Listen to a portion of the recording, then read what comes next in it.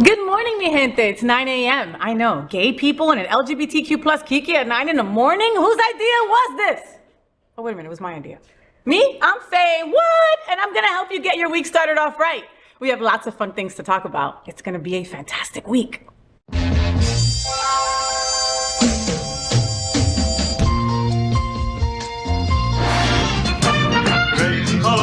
Gay boys, hashtag that girl.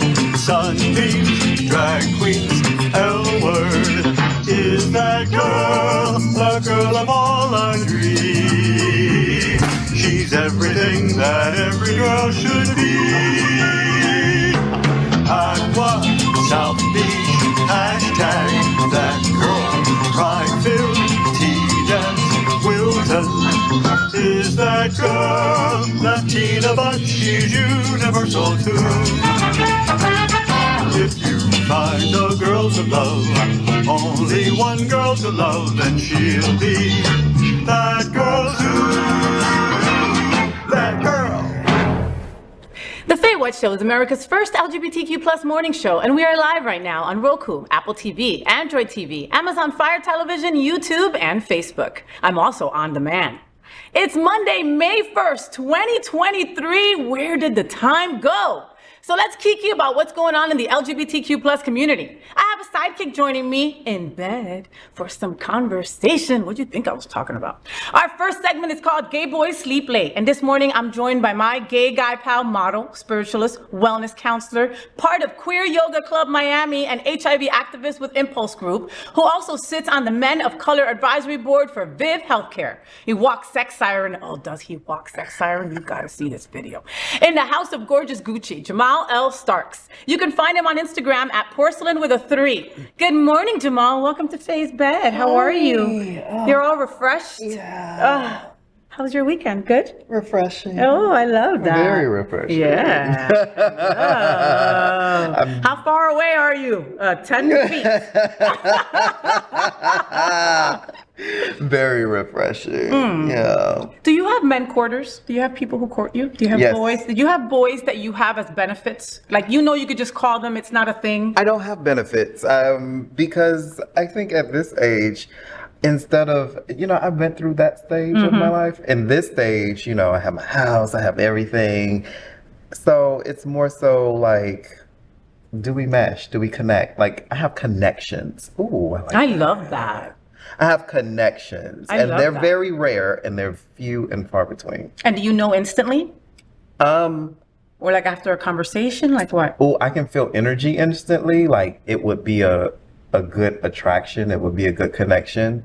But as I get to know the person, it solidifies itself that way. Like, it's like, oh, I knew. Like, if it gets there, I'm like, I knew it. I knew it. I knew it. I knew you were good. We were here. Like, I like those that are on the same page. And so that means like during sex, like everything, all the energies are getting together. Like back years ago, like before I was married and before my wife and all that, right? I had like, friends with benefits. And I had one girl that she was just a mean bitch. But that is why I wanted to have sex with her, because she was like mean in bed and she'd like call me names and stuff like that. And at that moment, I kind of liked that. You know what I mean? That was, y'all was on the same page. And that energy, but I wouldn't want to be her girlfriend. Like I knew I didn't want to. In bed, we worked. See, I like after bed, we still work. I like, I kind of like at this stage. At this age, yeah. I get you. At that stage, you're like, okay, get me a morning smoothie and I'm happy. Yeah, I like grown and sexy. I like, we can be on some grown shit. You can stay in my bed. We can still watch TV. I love that. Have a little puff, eat, go out, maybe to the beach, yoga, and then you can go off and do your thing. And you don't have to call me tomorrow, or nothing. It's okay. No, it's fine. Yeah, I love that. Like that's grown folks stuff. I think that's what it is. Like when you're a kid, you're like, they haven't called me. What did I do wrong? Maybe I shouldn't have done that. Or maybe I should have done that more, you know? Yeah. Totally now it's like, put it all out there. I don't have time. Totally get it. Almost 40 years old. I just, no. Yeah. By this time, you already know what you want. And you know what you don't want. That is the beauty, you youngins, okay? That you don't have this yet. When you get to a certain age, it's just beautiful because you don't want to waste your time. It's like, oh, that's a waste of time. Or in your 20s, you're like, I'll give this guy a little bit of time. It's fun. Or now it's like, where that's going to lead into him taking your credit. right? And buying a car or some shit. You know what I mean? Now you just know. Look at us being the older gays. We are the older gays. We're like the older gay mentors. Look at us. Look at us. But we're still free and fun. But we're still free and fine. And fun. Fine. And yes. fine. And young. Still. And fine. Look. Okay. There are a lot of interesting things going on this week in the LGBTQ plus community. Jamal, let's kiki on some of them now, right? First, the queen of salsa, Celia Cruz, will soon be honored with a quarter of her own. She will appear on the new coins in 2024. So she will be the first Afro-Caribbean woman to appear on the U.S. quarter. The U.S. Mint is honoring her through the American Women Quarters program, which honors the legacy and diverse accomplishments of American women throughout history.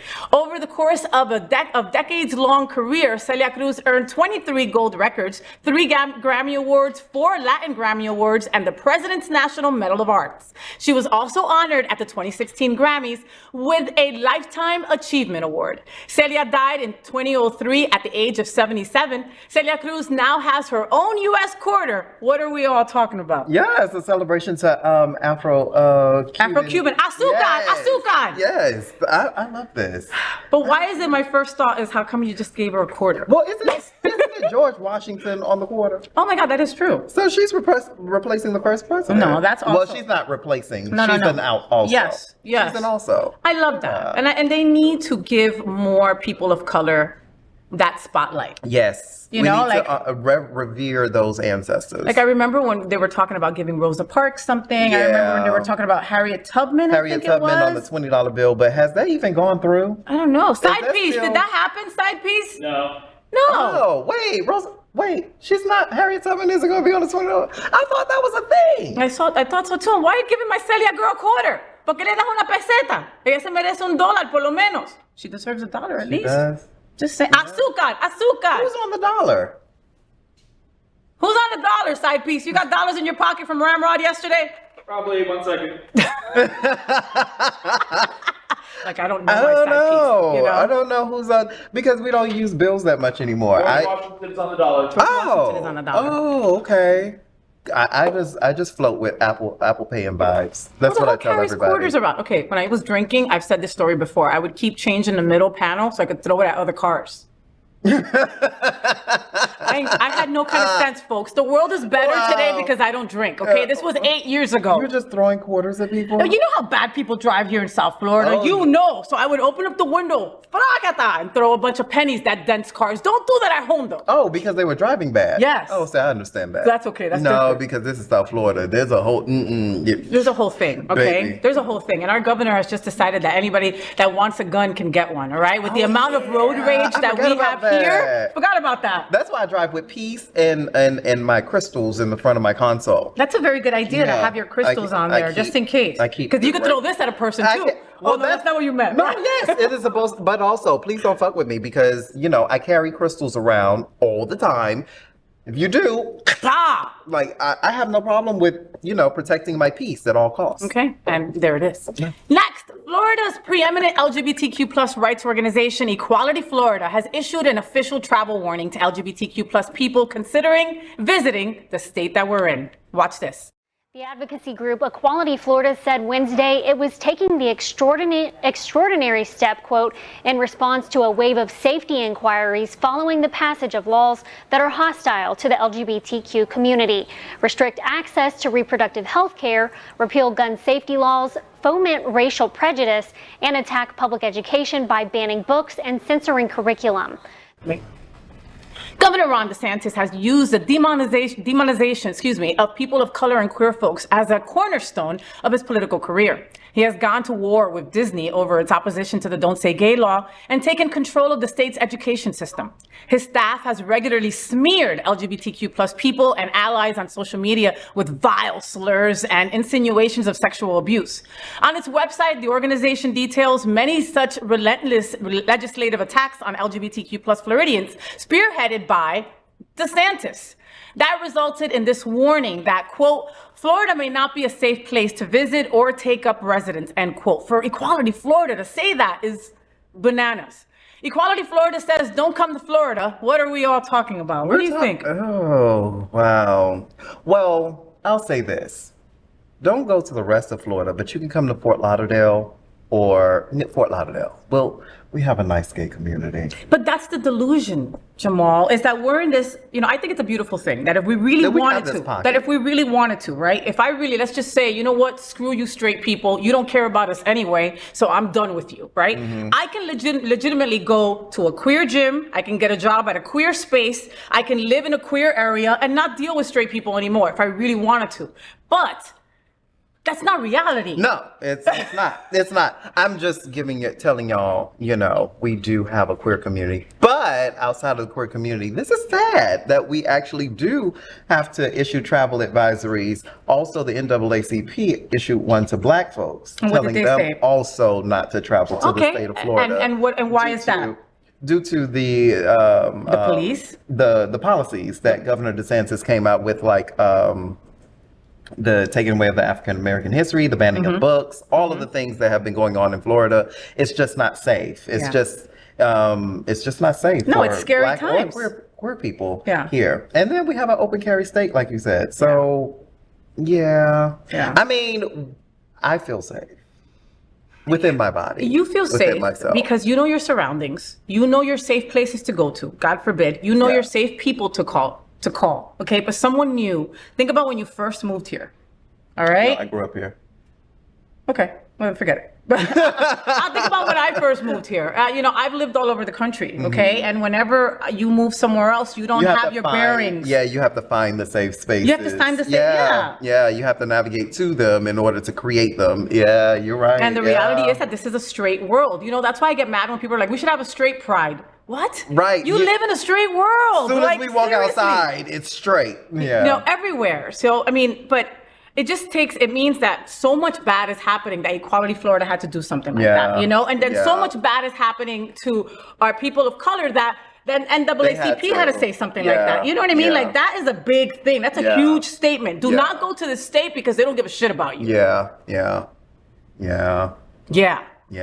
But Next. America doesn't give a shit about us. Oh, God. But we have to live somewhere. That's why I'm planning my exit. I've been planning this exit for a while. Y'all will see my elaborate plan when it comes out, okay? Jamal's arc. Little by little, he's just taking animals here and there. Don't worry, don't mind me. And people and rocks. Crystals. Queer rocks. Queer Remember, rocks. we coined that term a few weeks ago. Yeah, queer rocks. Queer rocks. They're different than straight rocks. They're more expensive. Yeah. They're harder to find. And they're prettier and more fabulous, all right? See? That's a queer rock right there. Next, ahead of its world premiere at the Con. Is it Cons or Con? It's Con. Con? I always say can. Con. Is it can or con? Side piece. Is it can? Con. I always say can. I always say can. I don't care. It's not my language. Being that neither one of us are ever going to probably be there. I mean, you never know. You never know. You never know. You never know. We could be in a Black queer biopic about a lesbian Latina that... You never know. You never know. You never know. Anyway, so the Cannes Film Festival next month, director Pedro Almodovar has shared new details and first look photos from his upcoming gay western. You heard me right. It's a gay western starring Pedro Pascal and Ethan Hawke. It get no better. A still from the film shows Hawke's Sheriff Jake shaking hands with Pascal Silva, while the film's official poster shows the two standing side by side with their pistols drawn. Not those pistols. Okay, fans on Twitter have already started talking about the poster and its similarity to Johnny Guitar as well as Double Elvis. The US-based fans are dying to see Daddy Pedro's film, queer western, Strange Way of Life with Ethan Hawke, and of course Pedro Pascal, and they released their movie poster, and this is it. What are we all talking about? Is gay that western. Cute? Gay western. Cute. We were just talking about Pedro. I know, because his sexiness. Caffeine indulgence. That's a lot of coffee that he drinks. I wonder if he's really queer. His sister's trans, and His sister's trans? Yes. Oh, I just learned that. And I just think that if he were, God, you know what? I would love to say that at this point in his career, he's fabulous and famous enough to come out if he was. But I mean, Hollywood ain't ready. They're just not, you know? I make them ready. Make them ready. I mean, if anybody could, it would be him, you know? Did you ever see Brokeback Yeah, I used to. I was a nasty little teenager watching that. It was my fave. I just love the roughness. Yeah, the hat fall off and the pants go down with a boot right there. Like, yeah. And back then, you know, we didn't have all this sexually explicit stuff. So it was like seeing any little kiss, any little boy, any man kiss another man. I was like, yes. Yeah, anything with same gender loving, I was all about, because there was not a lot. There was not a lot. So it was like, okay, we'll watch two white men, you know, do this because it's closer to our community than anything else that we've seen, you know? So I haven't thought about Ethan Hawke in so many years. Like, I don't know what he was on last or whatever. So I'm really looking forward to seeing. Anymore? Is he cute? Side piece, is Ethan Hawke cute? I thought he had like a crater face. He's older, but still good looking. He's older, but still good looking. Listen, I'll pass. Side piece has a weird taste. Like, if he's not cute, he would say it. Okay. You know, so I'm just saying. I'm still waiting for Channing Tatum to get naked with another man. Ooh, I'd watch that. Oh, I'd watch that. Oh my God, look, he's good. He's old. He's old. We'll still watch though, because it's Pedro Pascal. He's handsome. He's handsome. He's distinguished. He's distinguished. Isn't that what we call old guys? Yes. Distinguished. Yeah, distinguished. There it is. I like that. Next, Golden Con, the world's premier convention for fans of the Golden Girls, was back in Chicago for its second year. With the passing of Betty White in 2021, all of the main Golden Girls cast members, Bea Arthur, Rue McClanahan, and Estelle Getty, have now left us. But their legacy of love, laughter, and LGBTQ plus advocacy lives on through this annual celebration, and them playing all the episodes over and over and over and over and over on Logo.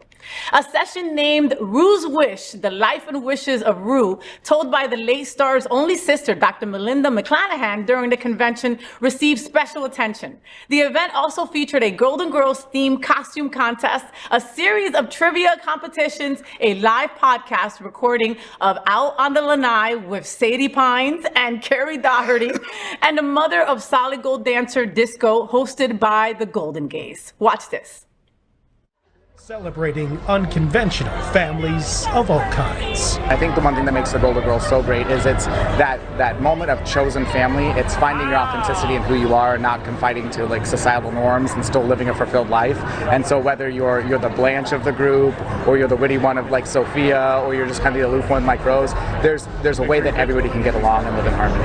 As long as there are Golden Girls fans out there, and that's going to be forever, we're going to try and give them a good show. This looks like so much fun.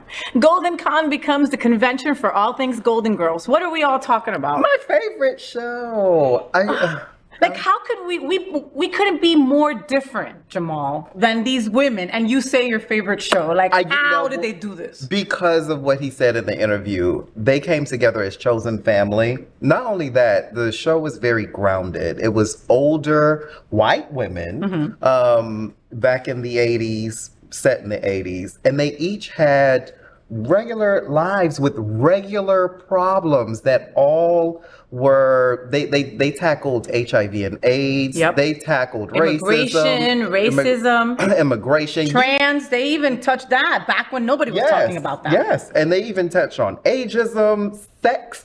Like, they touched on things that were based in humanity. And that, when I was a kid, I think that also laid the foundation for my humanity, because I was 5, 6 years old watching the Golden Girls in a rocking chair with a can of Sprite and a peanut butter and jelly sandwich. Oh my God, how cute. Yes. I knew when it came on every day. As soon as I came home from school, my sister would call me an old woman because I would sit in a rocking chair and I would just love watching the I was like, this is just, and they're like you said, they're topics. Like, you know, any older person would put you in front of this TV because they didn't think anything. 4 old white women, what are they going to talk about that it's going to like make you think anything else? Rue McClanahan taught me what a slut was early on. I was like, yes, I didn't even know old people still had sex. Okay? And she was a classy slut. And she was a classy slut. I love it. I got termed I got termed Blanche. In Jersey, in my Jersey days, because they were like, Jamal, you're a slut, but you're so classy with it. Like, yeah. You're like Blanche. You know, like whenever I'm going to tell my wife a story and it's like, oh, you know that person over there? She goes, oh God, is this a Blanche story? You know, like, did you end up in a bathroom with her? Did something happen like that? Because That's just what it is. But even Betty White, like Betty White with her loving animals, you know, and like she worked till the day she passed. I mean, that woman was relevant and came back over and over again. She hit it right, like she left right before 100. Like I think she was telling us something like, "Child, you don't want to get to 100, honey. Live it out and then leave. Live it out. Live it out and right? leave." Like she was so grounded and so funny, and I just love them all. Yeah. I even went so far as to get into their personal lives and how it all came together and the interconnectedness of it all. Even that storyline of how Golden Girls came to be it's like magic. Well, it's like what we were talking about before. Like you take your friends and I'm going to get a good job and I'm going to bring you with me. Yeah. You know what I mean? Like they were on this show. B. Arthur was on this show called Maude. That if you can watch it, watch it. I mean, it's old and they say so much shit that you're like, oh my God, how'd they say that back then, right? But it's still relatable and it's still entertaining today. And Rue was on that show as well. Yes. You know, and oh my God. But anybody who's queer loves the Golden Girls. There's just something about their realness, their don't give a F attitude about things. And I think it's also the chosen family aspect of it. When we enter this LGBTQ plus space, you're mostly alienated from those who you previously loved ones and things of that nature. And this show shows how you can create family with people who share the same experiences as you. Like they have shared experiences that were just so beautifully played out on screen. Picture it, Sicily, 19. Oh, come on, they were just. Picture it, Miami, 1985. A little sexy black boy was born at Jackson Memorial Hospital. We love the Golden Girls. Okay, I want to go on one of those cruises or go to that convention again. I have to. Like, it's just, it's so much fun. It's so much fun. We should do it. And you go to these things and you see a bunch of gay people and you see young people, you know, that like were 5 when that was out and they're still huge fans. Love the Golden Girls. Finally, the 34-year-old hunk Andy Lee has grown quite the following for flaunting his tattooed muscular physique on OnlyFans and in adult films. Born in Dublin, the 6'1" himbo claims to have one of the biggest penises in Britain. Lee is said to measure 10.5 inches. That's long. Okay. People are dropping $10 bills to get a glimpse of the goods on OF, but Andy says there are downsides to being that large. Quote, "There have been times where I have physically not been able to have sex. It's so big that it would not fit in. That can be extremely frustrating," end quote. There are also fashion consequences as well. Andy Lee is big, but not very happy with it. What are we all talking about? What do you think, Jamal? He need to cross over to the LGBTQ side because that is a dime a dozen. Those big old penises. I have never, and I've never met a gay boy that has said that's too big. That's for too me, big. Or that's not going nowhere near me. A man is like, you know, a gay boy is like a challenge. Let's do this. Yeah, because I think he's. Did you see the picture of his thing? Yeah. Oh wow. It's big. Yeah. It's big. It's a no for me. Get somebody else to do it. It's a big, but we'll find someone that would say yes to it, but it wouldn't be me. No. No, like anything that takes like it would take my 2 hands and my feet to even try I want to like be figure 50 something years out. old with a working bladder. Nah, no ma'am. And the older he gets, like it looked like a kickstand. Look him up, okay? Look him up. That was not made to go into a JJ. No, it was not. That was made to go into a boy butt. Yeah. Okay, so give that boy what he's asking for. Yeah, you heard it here first. Crossover. Jamal, anything good happening? Anything fun happening? It's Cinco de Mayo this week. Cinco de Mayo so and a lunar eclipse. Okay, so a lunar eclipse. So is that when people start acting weird, or is that like when dogs start howling? Or that's a full moon. A lunar eclipse is on the full moon, but a lunar eclipse, you don't do it for spiritualists and witches and all the things. We don't do anything. You just acknowledge it. You just acknowledge it. Don't do nothing because that's a transformation in the spiritual realm. Like things are happening. You don't want to be working, manifesting. Like don't make any decisions or anything like that. Just sit down and relax or go out. Watch Golden Girls. Watch Golden Girls. There you go. Yeah, watch the Golden Girls, child. Don't do nothing. Don't do nothing. Just go. Oh, it's Cinco de Mayo, so go have a drink. Da, da, da. You know, I didn't even know what Cinco de Mayo was until I moved to South Florida, because South Florida, we have a party for anything. Like, doesn't it's matter. Tuesday, it's light day. Let's have a party. The sun is shining. The sun Let's is go. shining. So, like back in New York, St. Patrick's Day was a big deal because, there's a lot of Irish folk that are there. But like, I didn't know Cinco de Mayo was a thing until I moved here. And then it's just a reason to drink. We don't care. It's A reason to do anything. A reason to take off. A reason to go out. A reason to party. A reason to do anything in South Florida. We don't need a reason. We don't care. We don't need a reason. Because, when we look this good, it doesn't matter. Don't matter. Jamal, thank you for being with me, puppy. Mwah. You know I love you. That gorgeous house of Gucci face that he's got. It's just not fair. That's not olive oil. You know how much Botox this is? Like baby, that's that African melanin, baby. That is that melanin. I'm 12% Nigerian. Yes, it's coming through. That's why it is coming through. Tap into it. You're right. Just tap into it. Make it come alive. There it is. Thank you, Jamal, for getting up early. I know how hard it is because gay boys sleep late. So the FayWhat show is part of one of the largest LGBTQ plus media companies in America. Hotspots Magazine has been documenting the LGBTQ plus experience for 38 years. And Happening Out Television Network has been bringing you daily LGBTQ plus news, talk shows, and more for 4 years. In the same model of PBS and NPR, we are a nonprofit 501c3 organization whose mission is to educate and serve the LGBTQ plus community. Did you know that Happening Out Television Network studios are located at Sunshine Cathedral Square, which also houses Sunshine Cathedral, the world's largest queer church located in Fort Lauderdale? We broadcast our Sunday service every week at 10:30 a.m.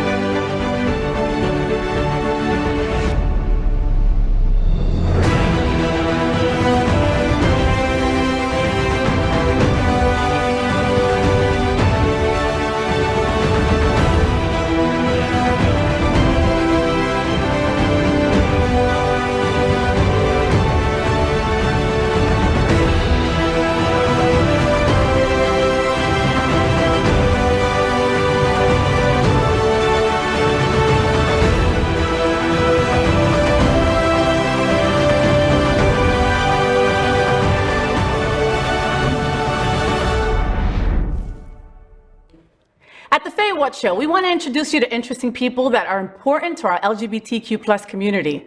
Here, you get to learn all about one of my favorite people, hot as hell too. He could be my mentor. Here's Lorenzo Robertson. This morning, I'm joined by another incredible person in our community. I'm joined by activist, author, poet, and did I mention super handsome dude? Yes, Lorenzo Robertson. He's the executive director of Ujima Men's Collective and a strong supporter of Black and people of color. Lorenzo serves as the chair of the Broward County HIV Health Services Planning Council and community chair of the Broward County Prevention Planning Council. He's an advocate for people living with HIV in Broward County. He's also a member of the Broward County Racial Equity Task Force, a board member with the Dolphin Democrats and Island City Stage. Lorenzo, thank you for being on the FayWhat show, but how the hell do you find time to even be in this little lesbian's bed when you got so much work to do? Well, thank you for having me, but it's just, you have to make time, you have to find the priorities, what's important to you, and dedicate some time to it. And somebody canceled, so you were able to sneak me, right? That's basically And that. and that. I'm really excited about our conversation today, Lorenzo. I just, like I said, I've been stalking you for a while, and we've been at a lot of the same events for a while now. And I was like, who is that dashing stunner over there? He's got so much swag. Like, he's got to be somebody. I'm just Lorenzo. Yeah, right. I was trying to do my thing, being involved and engaged in different activities in the community. So yeah. Well, I'm all about educating people. Okay. And myself included. you know. And when I first met a good friend of mine, his name is John Buckley from Unity Coalition and from Kawawa. He's also an anchor here at Queer News Tonight. When I first met Buck, which him and his partner, like the cutest partner ever, like they're like my top 5 favorite couples. You got to look for them. Anyway, so when I first met Buckley, I asked him how he identified, and he said that he was a Black, same gender loving man. Okay, so calling you, and you also identify that way. Okay, so calling either one of you a gay man would be incorrect? It would be incorrect only in the sense that I prefer to be called a same gender loving man because it kind of encompasses me as a Black man, and also my sexual orientation is involved in that, but it's not specific and it's not primary. Okay. And so it's not the Eurocentric view of being gay also. Okay, so in essence, I'm not being incorrect, but you would rather be preferred to be identified that way. Do you tell people that on an everyday basis? Not on every day, but I do tell people if they say, "Oh, you're gay," I say, "No, I'm a same gender loving man." Then I say, "Oh."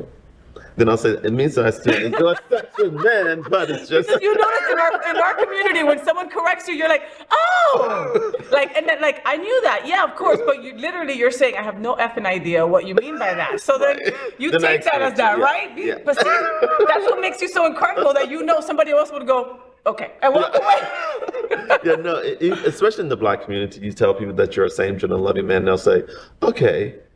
Then I say, well, that really means that I'm gay, but I prefer to use that term and that phrase because it's more Afrocentric for me. Okay, yeah, and it encompasses more of who you are. Yeah, and if that's how you want to be referred to, then you should be, and that's it. Plain and simple, period. Right, exactly. And I know that that's not usually the case in our community. No, it's not. So difficult to...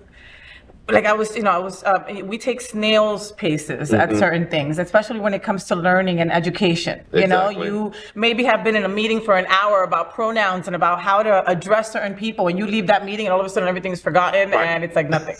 Exactly. You know, we've got that selective remembrance or something. Yeah, we actually just did a community conversation around pronouns, trying to get the community to understand why pronouns are important, why we should make sure that we listen to people and understand what their pronouns are, and actually utilize them and not just say, oh, she looks this way. No, you listen to what they say. They say, I identify as they. You say, okay, they want to be identified as this, and that's okay. And it's not situations where you take your own personal perspective, like, I think you look like this to me, so I'm going to say this. No, you be respectful of other people. That's all it is. Have we lost respect? We have lost respect. And a lot of it does with our political community, but we have lost respect in our community. We don't listen to people, and we don't understand the nuance in terms of I know who I am, and I tell you who I am, and so therefore that should be enough. That's all. And that should be enough. Exactly. You know, I've got a friend who's older, and I'm gradually trying to help her with the pronouns and stuff like that. And and her main thing is always grammatically it's wrong. And I took journalism in college, and I don't give a shit what class you took in college. If I tell you to please refer to me as FayWhat, then you should refer to me as FayWhat. So what is the difference? Exactly. And it's like, my whole thing is like, it's respect, because taking the same situation, so if her name is Janice and you call her Susan, she would be My name offended. is Janice. Why are you calling me? So it's the same thing. It's like, if I tell you who I am, please respect that. And that's all I'm asking you. I respect you, you respect me. That's all it is. Tell us about Ujima Men's Collective. Well, the Ujima Men's Collective, we have 5 tenets that we work under, which is leadership, advocacy, spirituality, relationships, health and wellness, and how that's related to being Black, same gender loving men, and those that love and support us. So therefore, all of the things that we do is really wrapped around that. Just like we recently did a community conversation around pronouns. We've done some on social justice issues. Our next one that's coming up is called My Eyes Are Open. It's really about being woke in the state of Florida. But we do a conference annually. Our conference is coming up in October.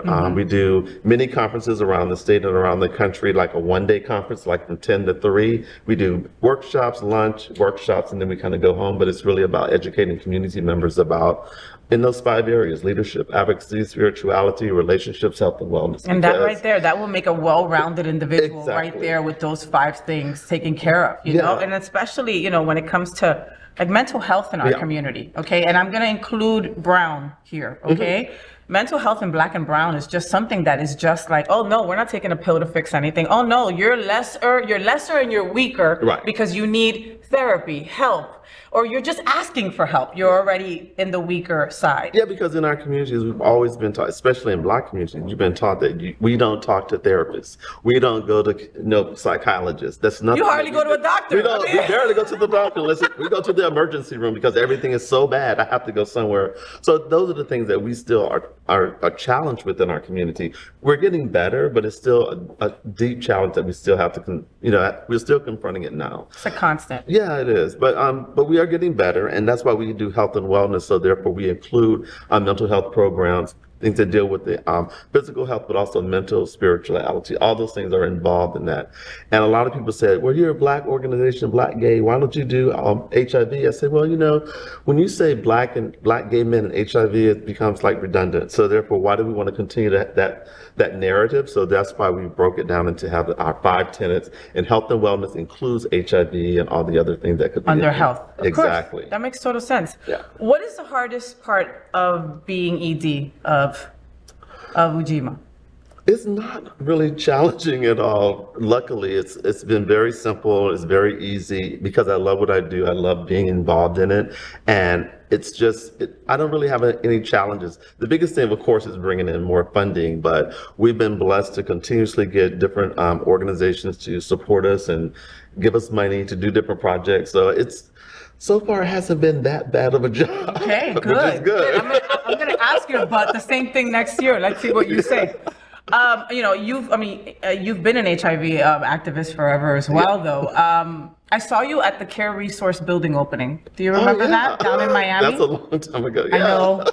I know. Doesn't it sound like forever ago? How important are places like Care Resources in times like these? I mean, how important are safe spaces like that? I think they're extremely important because that is the first line of defense when especially a person who's living with HIV, that is the first place that you go. And the person who's at the front desk or the security guard, any of those people who initially allow you coming into that space, they need to be very adept in terms of making sure that they treat you with respect. Yeah. And they're not stigmatizing you because of your HIV status or because you're gay or all these other things, because many times when that first person is the one who treats you poorly, that makes some people not want to go continue back and get care. Yeah. And so we have to be very mindful that the people who are at the front desk, those are the ones that are actually going to be the ones who make sure that treating everyone that comes in the door with respect, dignity, I see you, everything's going to be okay, we're going to work with you, as opposed to,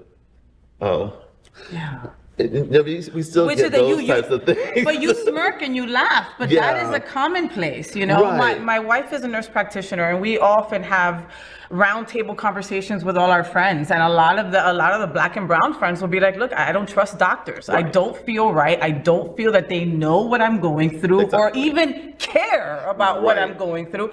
And if I mention the fact that I'm LGBTQ+, even less. Yeah, right. I mean, those are the things that we have to recognize, that Black people, we still have a lot of issues in terms of how we address and how we go to medical professionals, because we still deal with the Tuskegee experiment, even though that's been many, many years ago. But that is still being inbred and taught to us that they do not care about you. And we can look at the mortality rate of Black women who have babies in our country. Another thing, they're not listened to by their OBGYNs. Yeah. So therefore, they're having all these mortality issues. So therefore, it's like, those are all the things as to why Black people don't feel comfortable talking to their doctors sometimes, because they're not listening to you. They're just making whatever their decisions are based on their own experiences, their own life journeys. And listen, your lived experiences are facts. Exactly. I mean, you've lived them. Exactly. Lorenzo, PrEP came out, and it was like, right? Like, oh my God, everybody's safe, yay! And then it's coming up that you'll be able to get a shot every couple of months, and be good too. Because of these advances, do you think that folks care less about contracting HIV? I think it does have an impact on it, because they realize that I can do all these other things and I take this medication and it's going to stop me from becoming HIV positive. However, there's still all these other sexually transmitted diseases that are still out there.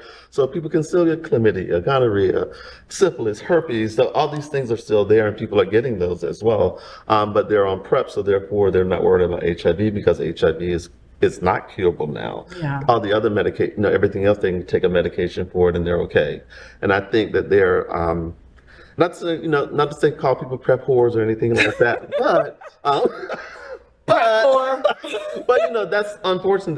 That's the mindset. Sometimes it's like I have prep now, so I can just go out and do what I want to do because I know I'm not going to get HIV now. That's or there's medication, Right, there's right. something to have me live it's not a death sentence anymore, and people Exactly. take that for granted. Though I mean, like I have known of gay boys that are like, hey, if I get it, I get it. Like, okay, tell that to a gay man in the 80s. Tell that to a black man in the 80s. Are you kidding Totally me? different environment. Exactly, it's a totally different environment than it is now. Okay, so more bad news here.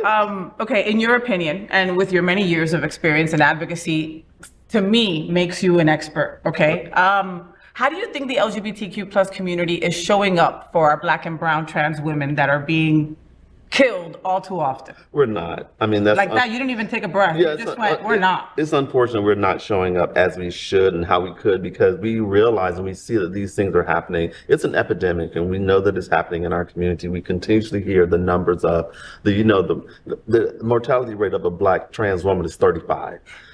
And so we know these things are happening, and we know that they're continuously being murdered by their sometimes sexual partners, sometimes lovers, sometimes, but they're being murdered, and we're not rallying behind them. We're not running, out there saying, support our trans women because these things are happening. And we're not doing a great job at that.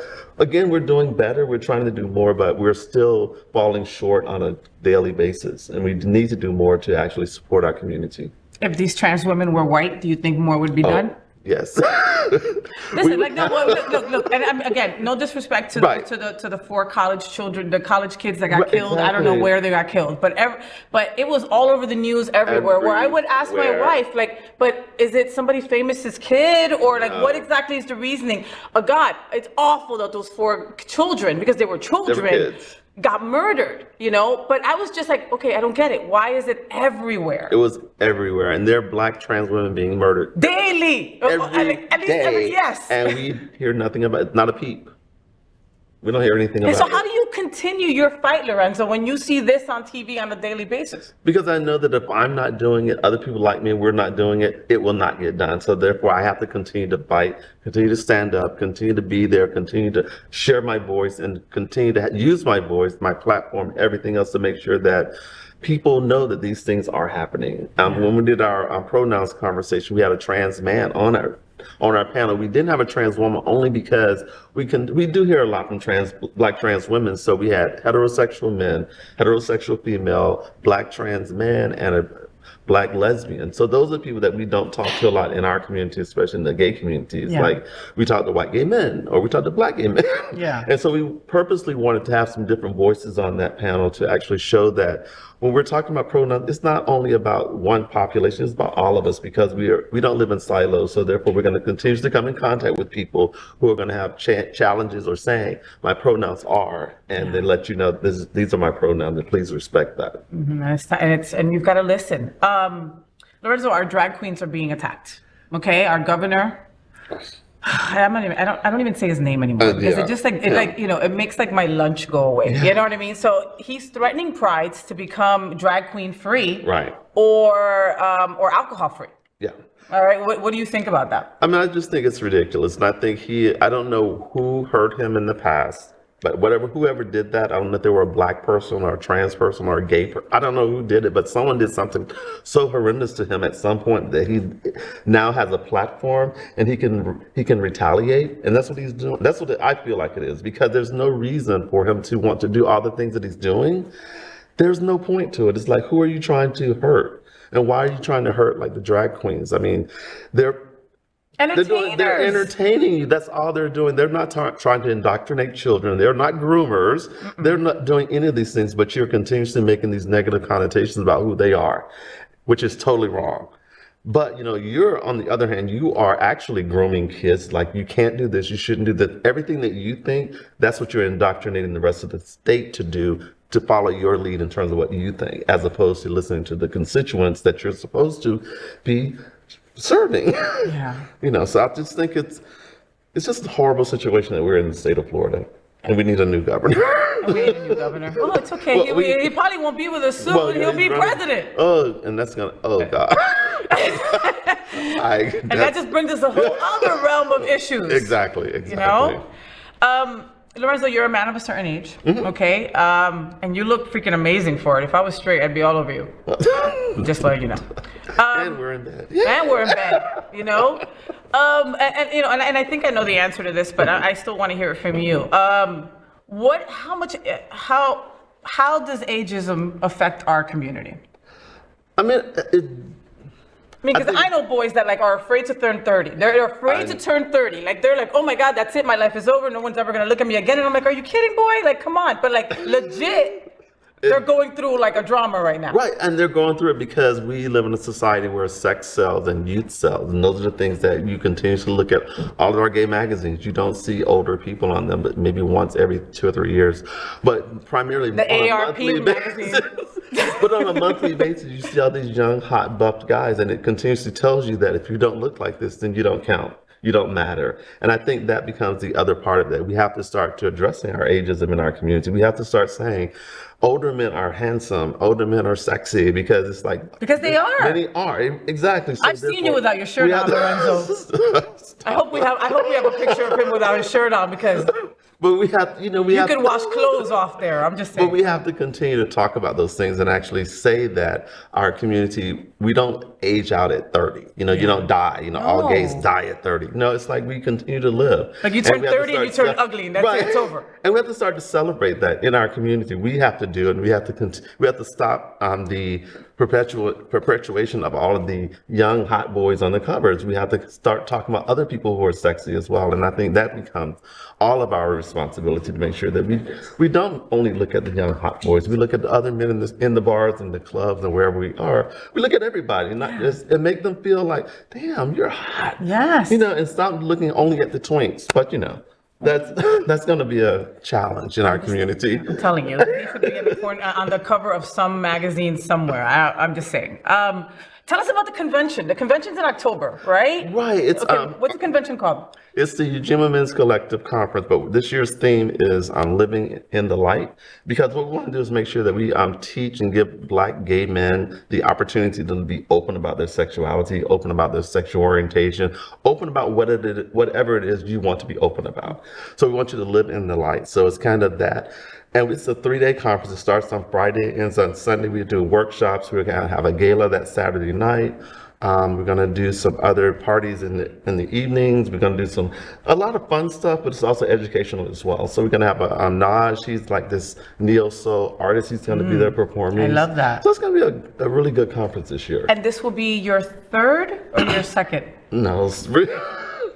First, second. We've done them like since 1999. Oh my goodness. But our first one, it was actually called the African American Male Institute, and it was open to all Black men, regardless of your sexual orientation. But after we did the first one under that guise, we realized that we needed to do something that was more specific to Black same-gender loving men, because we don't necessarily have opportunities a lot of times to have those type of interactions, and some people don't feel comfortable in mixed. So if you have straight men and gay men in a room, some of the gay men don't feel comfortable talking. So therefore, we realized that it was easier just to kind of focus on Black same-gender loving men, and that's kind of where we've gone at this point. In our conference, we have the 5 tenets that we work on, the same 5: leadership, advocacy, spirituality, relationships, health, and wellness. And all of our workshops deal with one or all of those particular tenets, and our speakers who come in, they also address those tenets as well. I love that. Yeah. I love that. When can you start registering for that convention? You can register today. Okay. Do you get same gender loving men who are in the closet still? We do. One of the most poignant times on our Sunday morning, what we do is we do a brunch, and it's really to say, what have you learned? What did we do good? What did we do bad? You know, we do gifts and wishes. Our gifts are the things that we as a conference, we did great and you loved it. The wishes are the things that you didn't receive from us.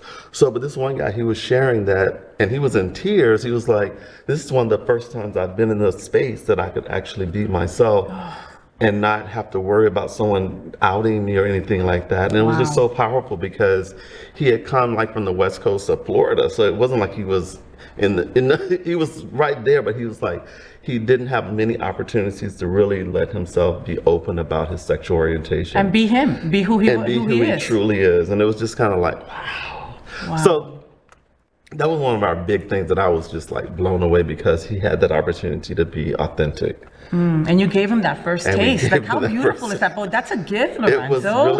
It was really great, and those are the type of things we hear that sometimes from our conferences. That you changed him. You basically changed him. Yeah, people have written back and said it was transformative. I'm so glad I attended. Those types of things. So it's been very beneficial to have the conference and for people to participate and leave have it with a better understanding of who they are and that they can live their authentic lives in their hometowns. I love that. I love that. Make sure that you register today. If you know a same gender loving black man, and please send him over and he would, have a great time at this convention. It's called the Ujima Men's Collective Conference. Yeah. How should we be supporting our same gender loving men in our community? I mean, I'm just giving them opportunity, giving them space to be themselves and not necessarily you have to act a certain way to be a black gay man, because we live in such a patriarchal society. It's so macho. Give people the opportunity to be able to be vulnerable, be open, and be who they are, and without continuously saying, "Oh, you're not acting like a man. You're not acting like this." Giving people space to just be themselves and not what you feel as though how they should act. I think that a lot of people just have to erase everything that they've learned from before and like just start all over. You know what I mean? Some of the words that people use, when trying to educate themselves, it's like, holy shit, you really thought that? Like, you know what I mean? Like, oh, you don't act black, or like stuff like that, where it's like, oh my God, like what is? It's again, we take, again, Trump allowed for people to just be like, hey, all my stupidity, I can just tell you. It's okay, right? Like, he became very emboldened when he became president because he was so negative. He was so nasty. He was such a non-person that he said, and it's okay because he was never challenged by the Republican Party. They allowed him to be that way. On national platforms when he was doing debates, they allowed him to act that way. They did not challenge him. And that's, for me, it's their fault in terms of not saying something and not doing something different. Although, just to protect their party. Yeah, I mean, but it's been there. It's never not been there, but now it's just so in our faces that like we can see it more openly now. Before it was there and people were kind of like, yeah, I'm this way, but I don't really talk about it that much. Exactly. But now it's like, yeah, I am this way. And what? Exactly. I'm like Trump. Exactly. And people, like those words, like who would want to say, I'm like Trump, Lord. I know. Lorenzo, leaving a legacy of successfully elevating others is super important to you. I can just tell. Why? Because I don't want to have another generation of young black men who feel as though they have to live on the down low. They have to hide who they are to be their own authentic selves. And I think everything I do now is not necessarily for me, it's about the next generation, that they can see themselves and myself and other people that I surround myself with to say, oh, they did this and they can do, and I want them to have that same, exactly, the same opportunity. I love that. You're such a well-rounded individual. I mean, you're an author, you're a poet, you're an actor, you're an activist, and you're also part of the leather community. I am a part of the leather community, yeah. You're a part of the Onyx Deep South, correct? Exactly. And how long have you been a member? I've been a member for 4 years. Yeah, about 4 years. And I'm one of the, I'm on the board of directors now, one of the officers. I'm the pledge master. So if somebody wants to be part, they've got to go through you. Yeah, through our training process. So yeah. It's, I got involved with it because I just went to this, it's been many, many years ago before I even knew about Onyx or what any of that type of stuff was. I'd gone to this store and the leather was in there. I was like, the smell turned you on. The aroma was just like so overwhelming. I was like, oh my God, I love this smell.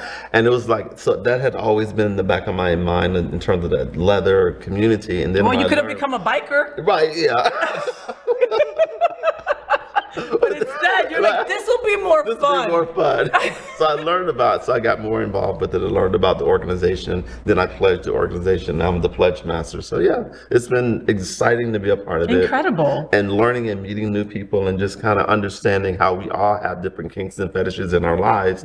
We may not look at it and we may not label it that, but those are what some of those things are. So it's just been an incredible ride to be a part of the organization. I love that. I'm afraid or a little shameful to admit it, but I was afraid of the leather world, the kinky world or whatever, and I didn't want to disrespect, but I also didn't know how to really know more, without really diving in, and then I met, Elimination Onyx, who I love, who is my brother in the kinky world. And he has taught me so much, where taking me to parties, introducing me correctly, the welcome wagon of people, Lorenzo. Like, I just expected people to just be whipping me, like, once I walk through the door, or like, say, I don't know what I expected. You don't know. When you don't know what you don't know. You just make some weird shit up. You know what I mean? But it's because, we continuously put the leather community in this box. Yes. They're a kinky, sex deprived, and everything you walk into their events, everyone's having sex and swinging from the chandeliers.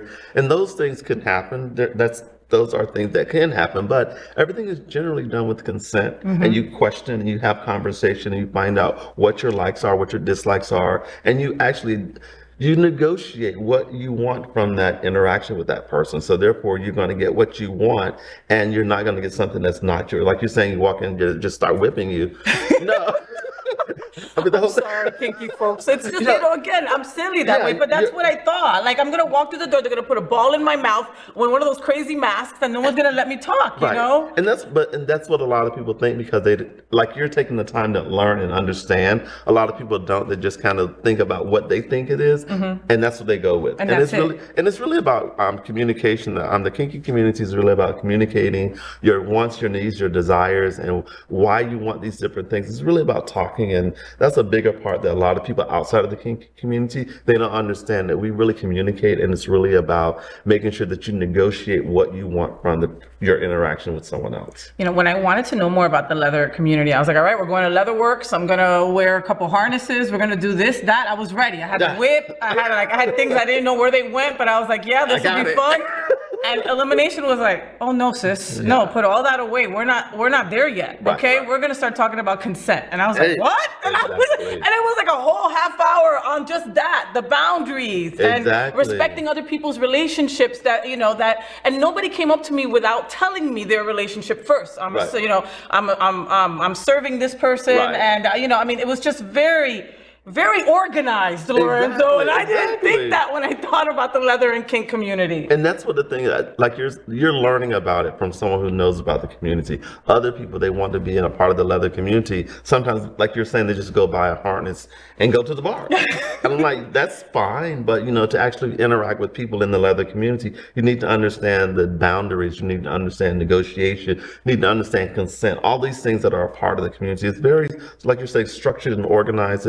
That's how people who are involved in the leather community, that's how we operate. Now, there are other people who are on the periphery of that who don't necessarily know all of that. They just kind of buy a harness, buy a whip, and just go at it. See? And that's not, and those are the things, that's why I think sometimes the leather community gets such a bad rap, because the people who are not truly involved with it, they're saying that they are part of it, but they're not, because they don't understand the nuance and the consent and the negotiation and everything else that's involved with the leather community. Very structured. So you got into that 4 years ago. Yeah. And nothing enticed you about that world beforehand? Well, I didn't know anything about it. Okay. I would go to the different clubs here. I would go and just kind of look, but that was all. And I didn't see a lot of people who looked like me in the bar. So therefore it's kind of like, yeah, I don't know if this is the space for me. And then I met Elimination and Spirit. Those are two guys I met initially. And I actually met them at a Pride event in West Palm Beach. So, and they were just walking around. I was like, oh, that's nice. They got a harness. So I met them, and then later on I started going to some of their socials, going to their meetings, and getting more involved. And that's kind of how I just kind of fell into it. You're married. I am married. You're married you're married, yeah. That's not just for looks, because I know some people who wear the ring because it says it attracts more boys. I know who you are, gay boys, sucios. You're married, but you're married to like Mr. Rubber or something, right? Like. But my husband, he was Mr. Florida Rubber, and then he went on to compete for the Mr. International Rubber, which he won. So he is now the Mr. International Rubber 23, 24, I'm not sure the number. I'm sorry. Lorenzo, you're the first lady. You're supposed to know these things. Oh my God. He's gonna get you for this one. He's so gonna get you for this one. But yeah, he's actually traveling. He's gonna travel around the world. I mean, he's gonna be in Australia and Germany and Italy and France and Oswich and just all over the place. That's incredible. So he's going to be doing a lot of traveling this year. I'm going to go some places with him, but yeah. So yeah, he's the international Mr. Rubber. I love that. It's awesome. It's been a great opportunity for him to have that platform to actually share who he is with so many people around the country and around the world. You said that there weren't so many, at the first thing that you went to in the leather world, there weren't a lot of Black people there. Right. There weren't. Okay, and now? Well, I think because I go now primarily with my organization, Onyx, yeah. So therefore we are a contingent of Black men, Black and brown and men of color who go together. So therefore, always there's a group of us at the events now, and even now I see more and more Black men coming into the leather bars as well, that are not a part of our organization. They're just coming in. Some want to find out more about Onyx. Some just want to be there because they enjoy the leather community. So yeah, I think it's growing, and I think people are becoming more open to seeing people who look like me at the leather bar. And you're helping that just by being, because like you said, somebody walks in and goes, "Oh, wait a minute, he's here. Yeah, okay, exactly. let me see what's up." You know, it's not all white people. Yeah, you know? and we do our social like the second Saturday of each month at the Eagle, and so therefore, if you're interested in learning about who we are, finding out more about our organization, we're there the second Saturday of each month. Okay, the Eagle. Just come and you join guys know us. the Eagle Bar in Wilton Manors. Yeah, just come check us out. And again, another one. I love when I'm wrong, and I'm wrong a lot, right? You know, it's just like one of those things where you're like intimidated. Right. And that intimidation eats you, where you're like, okay, I'm not going to know anything more about this community because they're not going to welcome me. They're not going to be nice to me. They're going to be mean to me. Right. I'm not going to fit in, whatever. The Eagle has a women's tea dance that they give us, okay, every other month. Oh, no, yeah, bring the girls, no problem. What? For real? Yeah, and I think that's the whole thing. So many things happen in our community that we have our idea about what we think it is, and until we start to explore and broaden our own minds in terms of actually going into those spaces, we're going to continue to say, oh, that's not for me. And we're going to keep walking by the Eagle and not going inside to check it out. Yeah, we're going to keep on excluding ourselves. Exactly. You're excluding yourself. They're not excluding you. The doors are open. Just come on in. Yeah. Yeah. I love that. Lorenzo, what do you want to tell same gender loving men out there that maybe they're in the closet, maybe they're not, maybe they don't think that there's resources out there for them, which is very untrue. You know, maybe they feel stuck. Maybe they see all this hate being thrown out and they're like, oh, that has nothing to do with me. I'm good. Right. You know, it's all the white people messing everything up. You know, what do you say to them? Not just tell them that. One, our organization, the Ujima Men's Collective, we are here to help support anything that you want to do. In terms of what we can do, we can do that. The things that we can't do, we will let you know. These are things outside of our scope. However, we will try to find the resources to help you, whatever it is you need. So, but our organization is there to actually educate the community, especially Black same gender loving men. Want to educate you about whatever you want to do. We've gotten, we have a mentoring program, our protege project. So therefore, if you want to mentor, if you want to be a mentor, we have that program available. We are currently working on an anthology. So if you're a Black same gender loving man in Broward County, you want to share your story, let us know, because we're putting together stories of, it's called Living in the Light. So it's really about making sure that men are sharing their stories about living their lives authentically. So that's another program that we do. We actually got funded to do a social justice project. So we're doing community conversations throughout the year about different topics that are very prevalent in our community, like our pronouns one. We're doing one, we just did one on being Black and living with HIV. So it's a lot of different things that we're just tackling in our community. And we're always seeking people who want to work with us to actually try to address some of these issues. Call us, we're here. You know? Call us, Google. Yeah. Google it, you have it on your phone. UJIMA. Yeah, you'll find it. You can go to our website, ujimamen.net.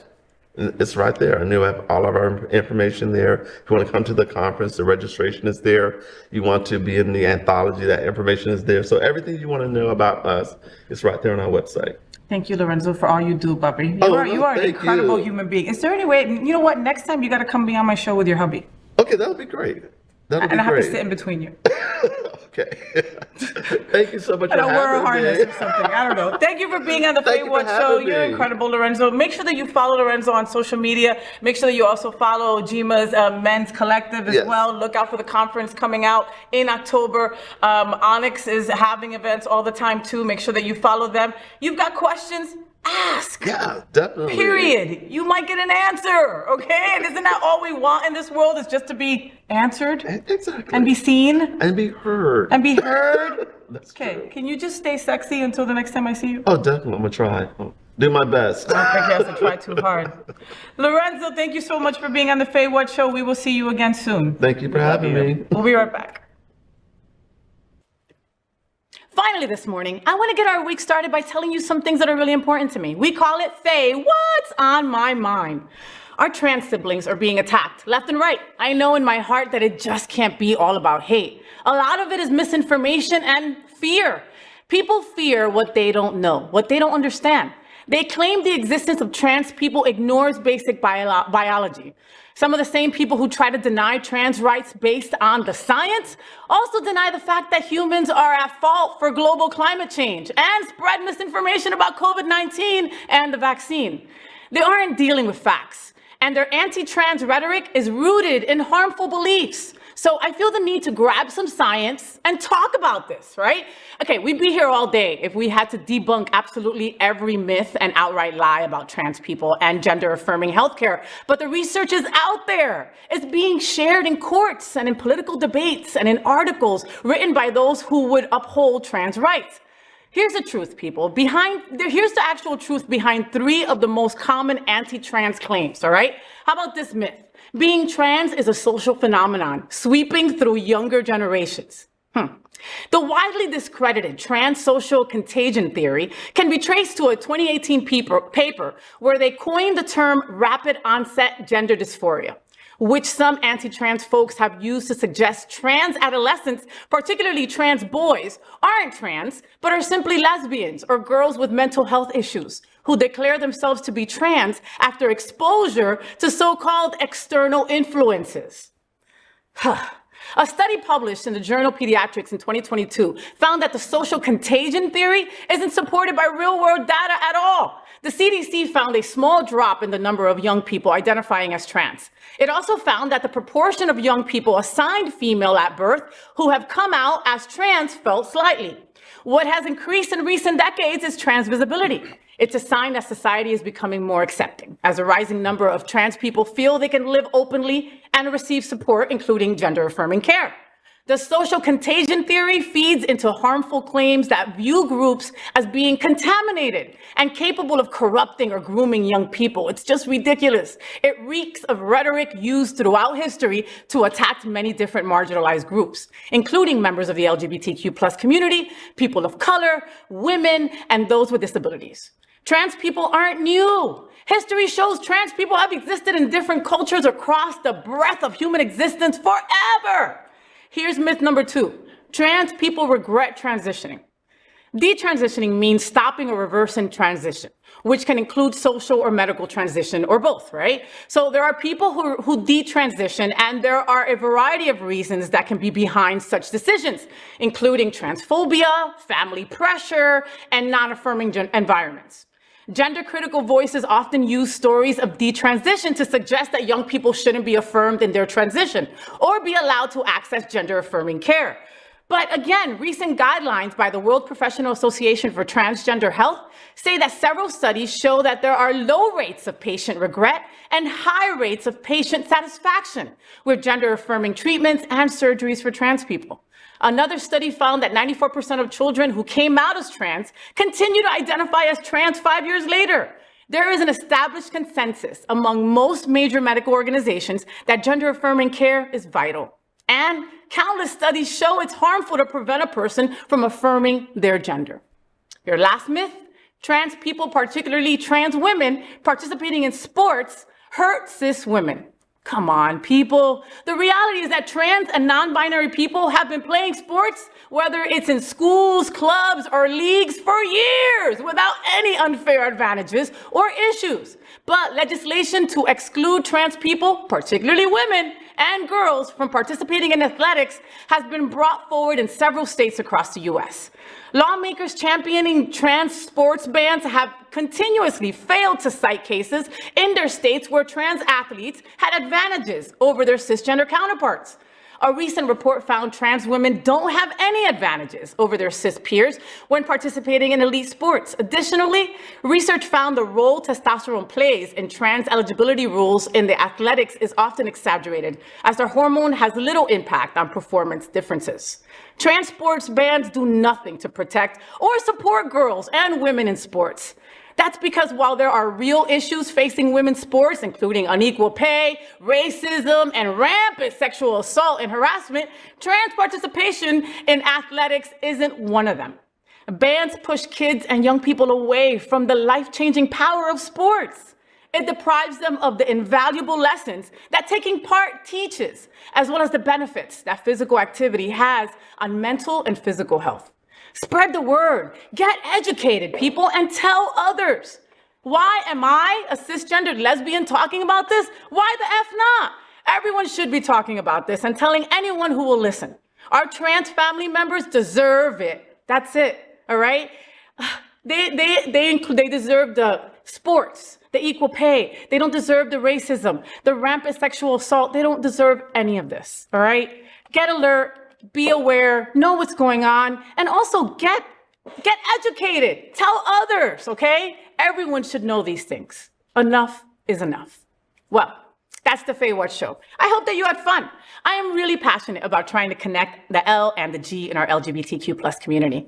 I gotta tell you, it's often hard for us girls, but I believe if we are one strong community, then we must support all the letters of our LGBTQ plus. We open every show with a nod to Mary Tyler Moore and That Girl's Marlo Thomas. This show is dedicated to a strong LGBTQ plus community. I just encourage you to be a little bit kinder, a little bit funnier, and embrace our tremendous diversity. It what makes us so strong. Until next Monday, world, at 9 a.m. live or anytime on demand. I'm FayWhat, and I'm #ThatGirl. I wish you a week full of sunshine and rainbows. Stay gay. Rainbows, gay boys, #that girl. Sunbeams, drag queens, L-word. Is that girl the girl of all our dreams? She's everything that every girl should be. Aqua, South Beach, #that girl. Pride-filled, tea-dance, Wilton. Is that girl Latina, but she's you? Rainbows, gay boys, #that girl. Sunbeams, drag queens, L-word. Is that girl the girl of all our dreams? She's everything that every girl should be. Aqua, South Beach, #that girl. Pride-filled, tea-dance, Wilton. Is that girl Latina, but she's you? So, did you enjoy the show? I know you did. So make sure to click subscribe so you won't miss any of the events, news, or interviews right here on the FayWhat show. Ring the bell at the bottom of the screen, right there, so you'll be alerted every time we're live. You can also click on the Happening Out Television Network logo so you can see all of the shows on the most diverse LGBTQ plus media network. Find out just what we're doing to bring the L and the G together right here on the FayWhat show. Get the week started with me.